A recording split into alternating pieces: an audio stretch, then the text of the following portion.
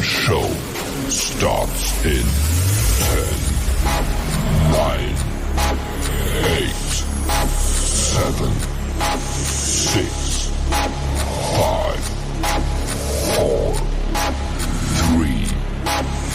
2, 1, go. What exactly are we talking about? Politics, sports, education. We'll tell you anything you want to hear. We talk, you listen. Big's Golf Talk. Well, here you all are, waiting to hear my broadcast. How very nice of you. Big's Golf Talk. America is talking and yakety yak. Blah, blah, blah. It's all about talk. A place for information, advice, golf news, golf reviews, and of course, golf humor. Do you know who this is? Big's Golf Talk. Comes highly recommended. You're gonna feel better if you talk to him. That's the fact, Jack. Now we'll talk. Connect with Big's Golf Talk on social media, Facebook, Twitter, Instagram, all at Big's Golf Talk. Subscribe with us on YouTube and iTunes, Amazon Music, and the Google Play Music Store. We're also available on iHeartRadio, Spotify, and all your Alexa devices. And our website is www.bigsgolftalk.net or .com, BIGGSgolftalk.net or .com. He is, that way, Bill Cuevas, the golf father.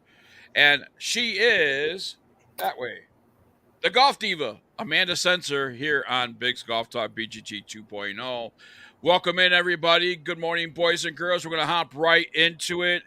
And something I want to discuss right off the bat, LIV versus the PGA Tour is hot, it is heavy, and it is continuous. There has been a noisy and sometimes contentious debate bubbling up with Johan Niemann in the center. Niemann, who won the Australian Open in December, and LIV Golf's Mayakoba event earlier this month, has become a sort of lightning rod for both LIV supporters and PGA Tour advocates. Those on the LIV side have been yelling from the rooftops that Niemann should be invited to the major championships.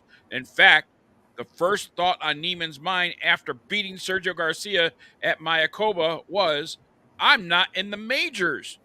The implication was clear. I'm playing well enough to be included, and the majors should not penalize me for my league not receiving official World Golf Rankings points.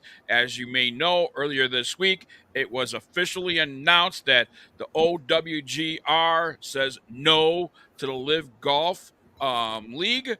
It's a fair stance that it has recently gained strength amid the defections of John Rahm and Tyrrell Hatton to LIV.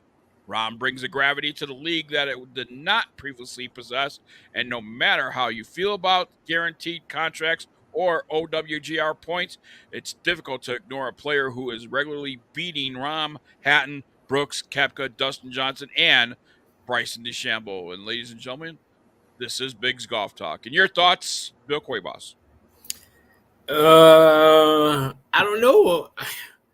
I don't think their format is the same. So I'm not, I mean, they play over 3 days. They do shotguns. They do all kinds of things that aren't happening on the PGA Tour. So, yeah, you might be the best, but you opted for your fixed money. It was a choice. You knew. It wasn't like, oh, like the beginning people, we're going to go, we're going to defect, and we don't know what's going to happen. These people know what's happening right now. So, under LIV's Golf's format, mm-hmm. Okay. At some point, you have an individual winner and you have a team winner, right? Yep. Why not use the format of the individual winner as the PGA Tour does, individual winner, and award those type of points to those individuals and how they place under individual format, Golf Diva? You know, I got it. I hate to say it, but I'm kind of with Bill on this. What he said. What? You hate to say it. I hate to say it, but you know, I think, like Bill said, I'm all for a LIV Tour.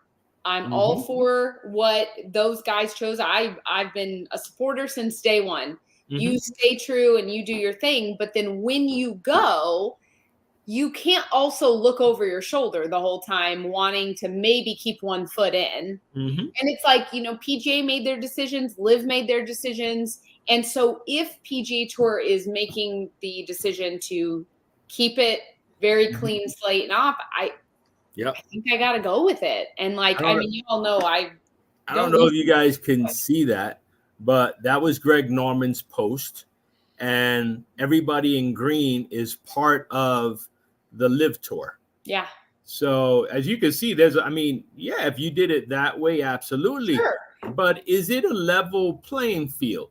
With the fact that we're playing 54 holes, 3 days instead of 4 days, is it really fair? Wait. But where does it say in the OWGR rules that you have to play 4 days of golf versus 3 days? It says nothing about. I'm not saying that, but what I'm saying is that is it a level playing field? Do you want to be? I believe it is.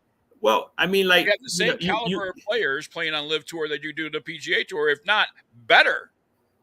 Yeah, but I think a lot of people play. When you have that 4-day tournament, it's more difficult because as we can see throughout the year, you can go into that last day with a 3-4 stroke lead. And then that last day on the 4th day, your gas tank is empty. Somebody's just picking up the win.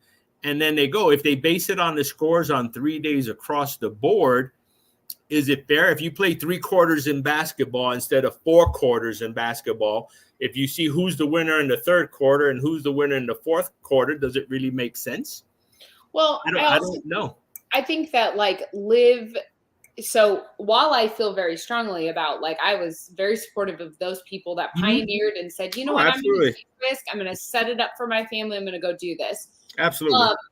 And as much as it pains me to say that PGA Tour, gets to make their own decisions. At the end of I would be a hypocrite if I turned around and said, well, now PGA Tour's got to give in to Live and let them I think it's, look, you want to go do it, great. PGA Tour has made a decision to say, look, if you're going to go do this, I don't agree with how anything went down in the beginning, but here we are.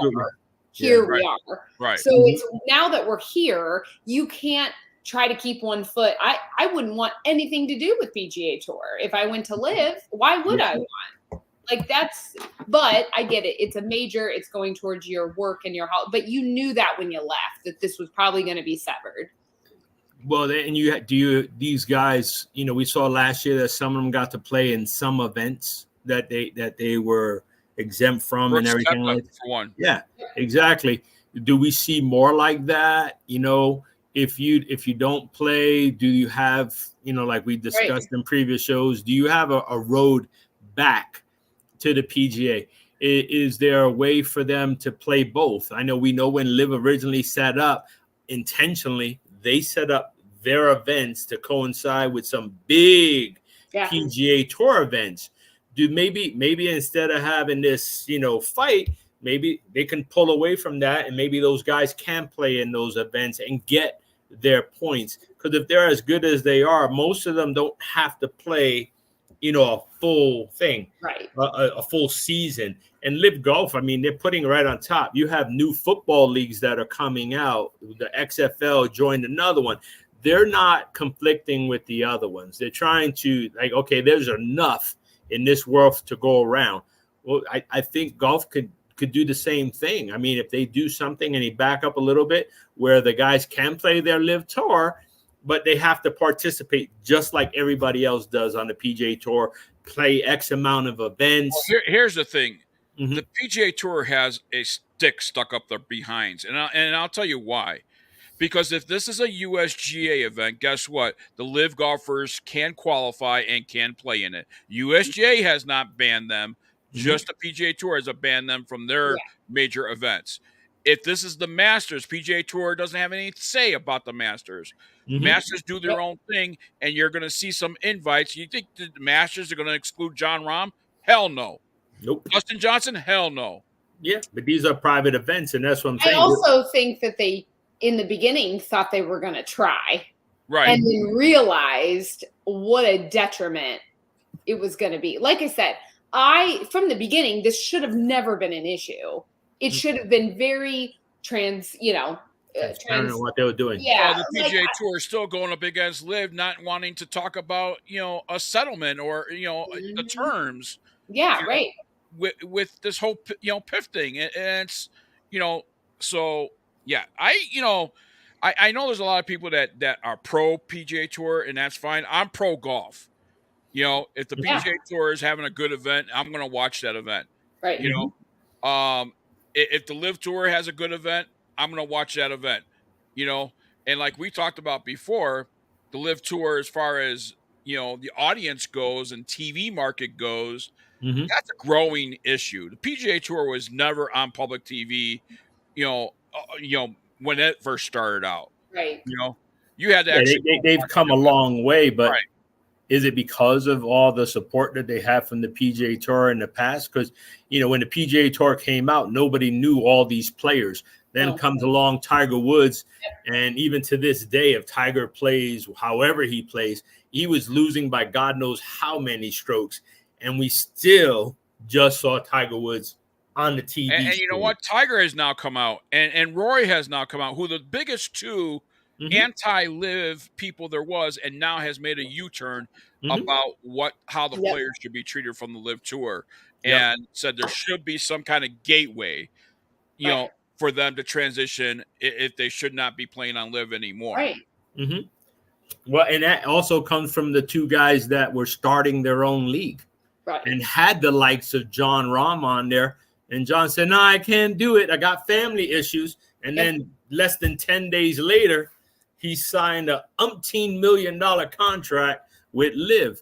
So are people trying to utilize whatever they have in golf? I mean, Tiger and Rory did it, and then all of a sudden a little storm in Florida messed up one thing, and now all that stuff and all that work that they had is all gone. You haven't heard anything about it. And now they're both big proponents for this Live Golf. Is Tiger, I mean, I know he doesn't need the money, but what did they offer him? $600 million?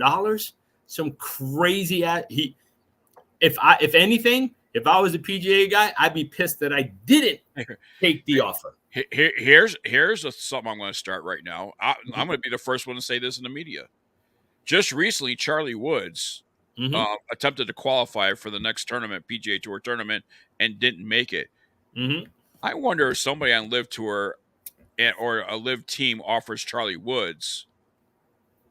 If you have a Woods name in your league, that is going to sell seats. You see all the people taking pics of Charlie Woods. Oh, yeah. Well, and that's the thing. And he was playing in a qualifier, and everybody wants to see him. I mean, I think it's a great. They could really use him as a great he's like a Rory. When Rory was a kid, and he was, he was like 10 years old, and he's on TV here in America, talking about golf and how he practiced hitting into a washing machine. Not forget, his dad started his professional career at the age 16. Yeah, that's what. So these things are possible. I don't know if the media, coverage is going to hurt Charlie, because he already has a lot with the name, and now you're throwing all that because this past thing that they had. Young. I mean, he's been in it for a while, but he's young, and you have to wonder if he's going to get burnt out at some point quickly. Yeah. I mean, that's why I'm saying somebody gets in the air, a good friend of Tiger, and says, "Hey, let's not get your kid burned out. Let's get him in Live," and he's not playing as much. And he's making if they could build that gateway where Charlie doesn't go to PGA Tour first and starts off in Live, and build that gateway where he can not play as much and Live, and then if he decides to really want to take on the PGA Tour, at least he's playing some kind of professional golf before he gets into that full-time schedule. I don't know. I'd like to see him go to college. I'd just like to see him go to college and do his thing there. I mean, we know that his daddy's super rich. We know that we got the new clothing line from Tiger coming out. We know there's a lot of things. There's a lot of money exchanging all kinds of places. I like him to be a kid. And there's something to be said, about going through that stuff and getting to be also not just in the shadow of someone, being your own person. And Yep. All right, we're going to head into our first break here on Big's Golf Talk BGT TV, starting right out of the gate with controversy right here. We're going to continue the controversy, though. Amanda, I'm sure, has something special lined up on par with Amanda. She is going to be uncensored. Coming up next here on Big's Golf Talk BGT 2.0.